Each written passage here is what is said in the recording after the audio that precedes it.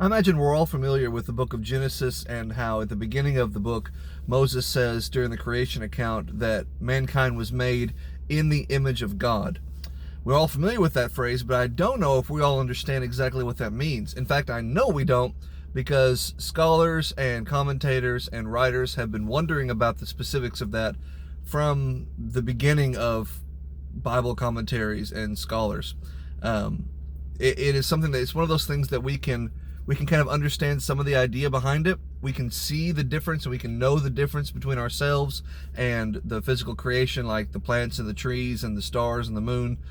But we don't know exactly what God meant when he said, let's make man in our image, in the image of the Godhead three. So we can speculate and we can theorize. I like to think sometimes that God is a three-part being, and man is also a three-part being.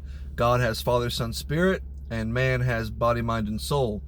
But that may not be what God had in mind. He may have something else in mind. In our life group this past week, we were talking about that idea when we were discussing creation. And the point was made that there are some things about God that God can do and that God thinks and that how God acts that you can't find in creation, in the physical world, I mean, besides people. There's some things that only people and God can share. For example, a tree cannot be compassionate. A stone cannot love. A moon cannot forgive.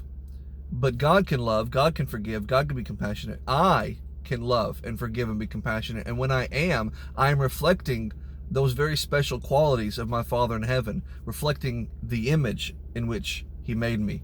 Something to think about. You can be a dead stump, or you can be a lifeless stone, or you can act like your Father in heaven and love and forgive and be compassionate.